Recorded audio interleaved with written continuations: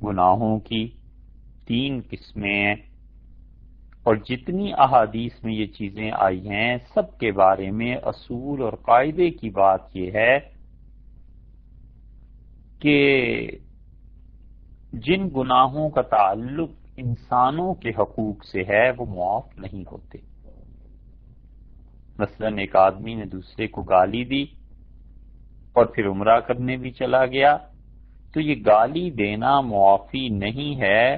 وہ جس طرح عمرے پہ جانے سے پہلے فاسق تھا ایسے ہی عمرہ ادا کر کے آئے، پھر بھی فاسق کا فاسق رہے گا جب تک کہ اس کا بھائی اسے معاف نہ کرے۔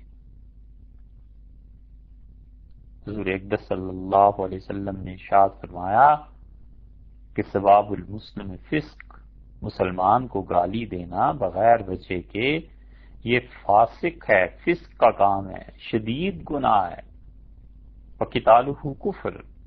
اور آپ نے فرمایا مومن کا قتل یہ تو کافروں ہی کی حرکت ہے۔ تو کبھی اس خوش فہمی میں نہیں رہنا چاہیے کہ جو کچھ لوگوں کے حقوق کے متعلق ہے وہ معافی ہو جائے گی، وگرنہ تو